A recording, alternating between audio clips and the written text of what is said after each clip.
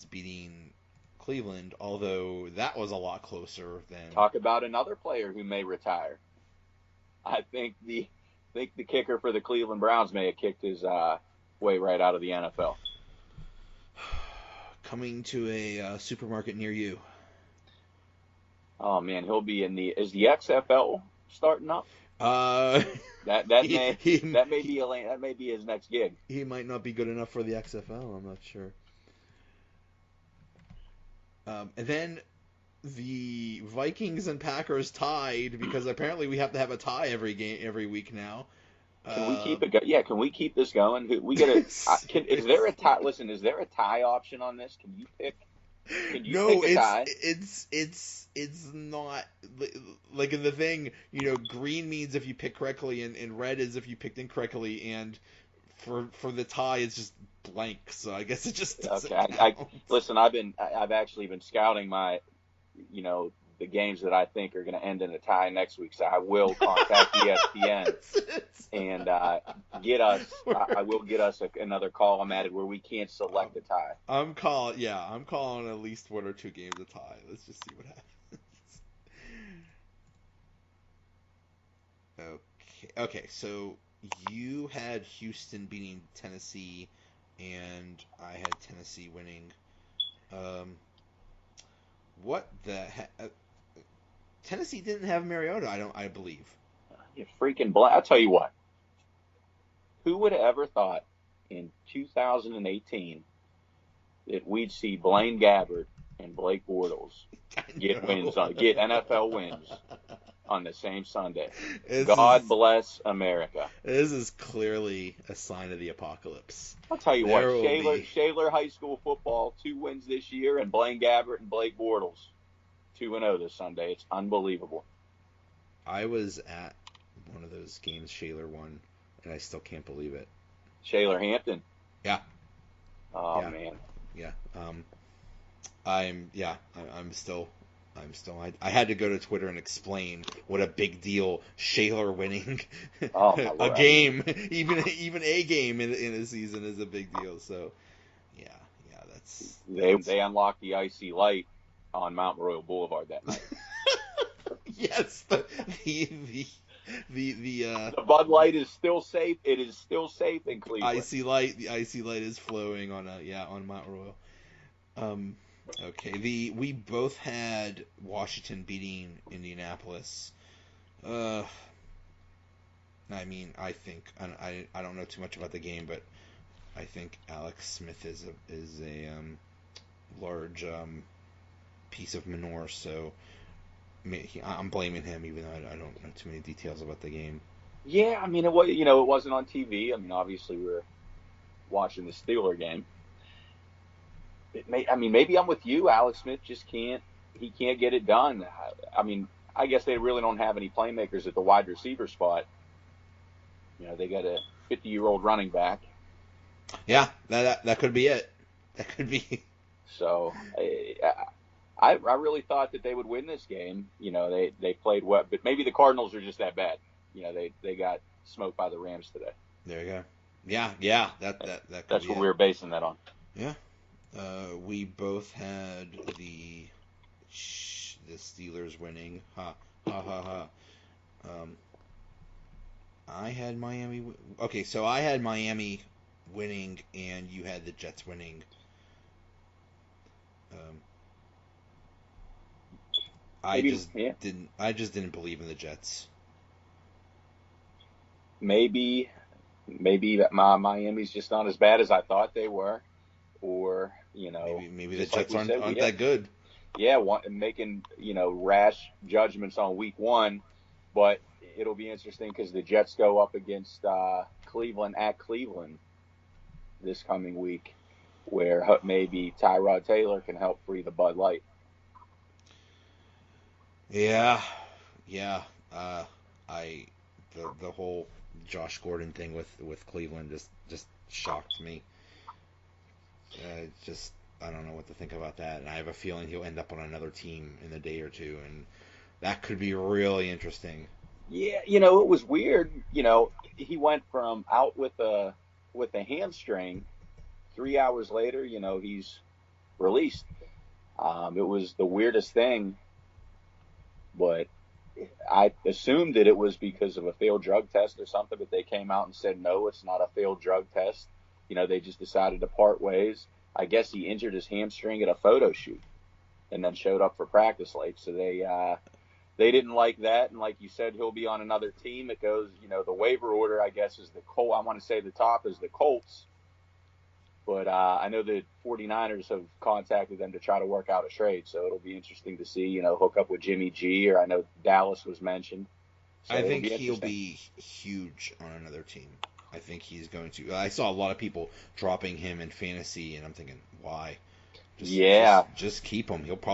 Maybe he'll end up on like New England or something, or yeah. I mean, that's. Oh yeah, especially if it's not over a drug. I mean, look, if he's not getting suspended, I mean, you'd be insane to drop him in fantasy, especially he lands in 40, with the 49ers and Garoppolo's throwing to him. I mean, I know Dak Prescott, to me, he's looked bad tonight. But even, you put him on the Cowboys, who knows? Or with Andrew Luck and the Colts, they're number one on the waiver wire. Yeah. Yeah, I think the next time, if he fails a drug test, I think that's it. Like he's banned for life or something like that. I don't know, but that'll be really interesting to see. That was a shocker. Okay, now for the Eagles and Tampa Bay. Fitzmagic. I thought Fitzmagic would only last a week. Multiple weeks of Fitzmagic. Seriously, I mean, and now I believe that's who the Steelers play next. So, great. Now we go from one juggernaut of a quarterback to another. Great. Did you see his press conference outfit? That was amazing. What a thing of beauty. That was. I mean, the backup quarterback is one of the best jobs in sports. Usually, you don't play. And now the backup quarterback for Tampa Bay is lighting it up. So when Winston comes back, Winston's going to be the starter, but Fitzmagic looks amazing. So everybody's going to be wanting Fitzmagic. It's great. I don't know. There's been talks at Tampa that they said that when Winston comes back, he may not jump right into that starting role. I don't think they've done a new deal with him, and they have to real soon here, maybe even this offseason. So it'll be interesting, to see how they play this, knowing that they got to make a decision on Winston and his money. Honestly, if Fitzpatrick is doing so well, you can't take him out.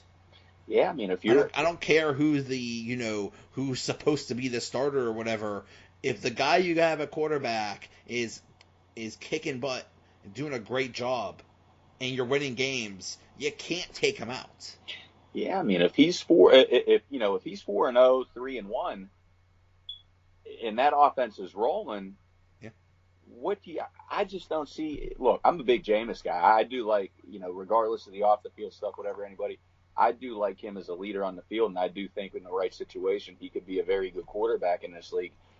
But it would be tough in the Bucs situation if they're, like I said, 4-0, 3-1, putting him right back in the lineup as the starter and taking a hot Fitzpatrick out. Yeah. So, we'll see about that. Detroit, San Francisco, we were different on this one. You had Detroit and I had San Francisco, but Detroit almost pulled this out. I saw the end of this game.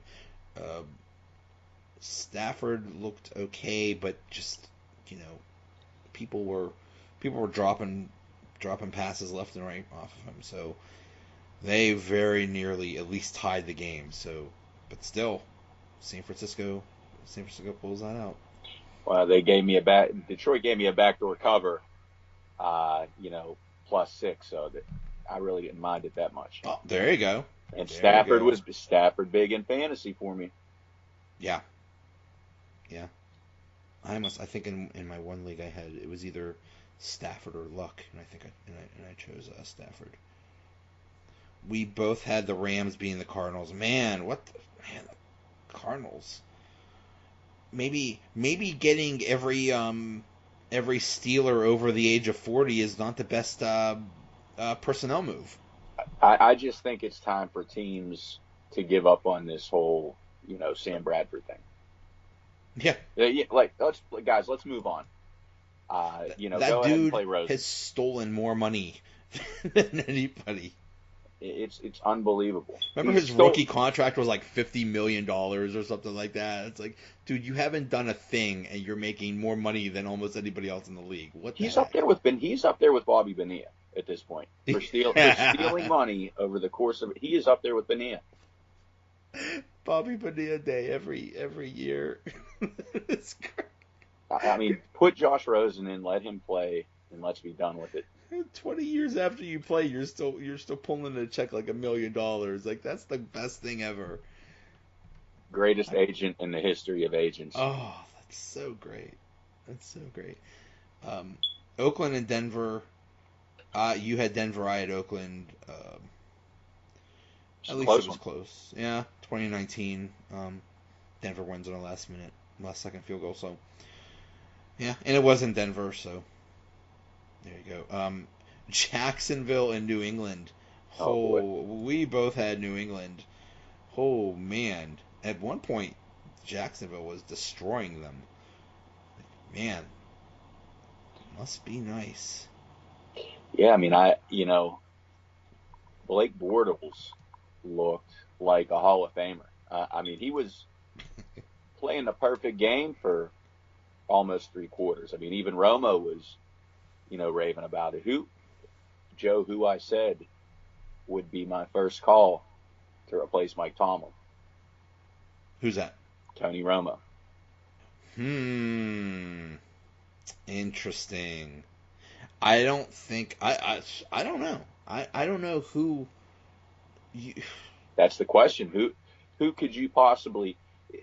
I'm tired of all these, coaching tree guys who everybody thinks going to step in and do the same job as somebody else. Like Tomlin's a Tony Dungy guy. Tony Dungy had a couple great, defensive seasons with Tampa Bay. All of a sudden, Tomlin gets hired because of that.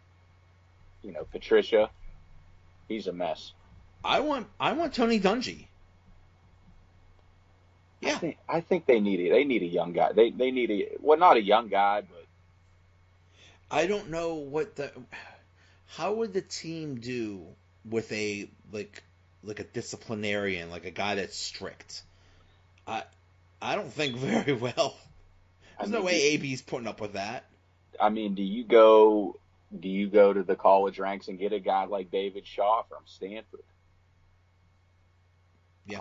I think that would be a name, but I think if there's no way the Steelers miss the playoffs, I don't even want to. Well, I mean, and that's the thing. How do you get rid of a guy that's never had a losing record in a year? It's tough. There's that's a pretty huge, leap of faith to say, okay, you're out of here. But with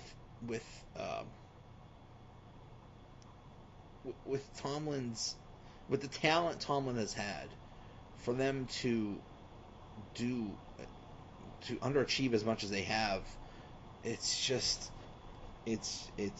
telling. I don't know what the answer is, but I can't see them. I could see let's say the Steelers have a terrible year. Let's say they go 5-11 or something like that. Oh, I'm sorry, 5-10-1. I think what would happen is every coordinator, every coach would be fired. All of them. They'll do one of those things. They'll keep Tomlin, but get rid of everybody else, and then have people that the ownership wants, or something like that. Basically, strip Tomlin of all his power, and basically say, okay, this is your last chance, dude. Something like that. Because I think the position they're in right now is you pretty much, if you were to go in a different direction, you would have to have a guy that you pretty much know is an upgrade from Tomlin.